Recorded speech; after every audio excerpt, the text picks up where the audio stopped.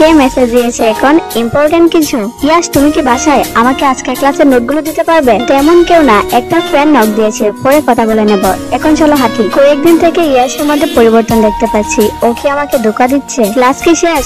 হ্যাঁ, মাত্রই শেষ হলো। ইয়াস আর এমি একসাথে, তার মানে কি ইয়াস সত্যি আমাকে ধোকা দিচ্ছে? বুঝতে পেরেছো? হ্যাঁ, খুব ভালোভাবে। জেনি, তুমি এখন এখানে? ক্লাস তো শেষ হয়ে গিয়েছে। হ্যাঁ, আমার পৌঁছাতে দেরি হয়ে গিয়েছে।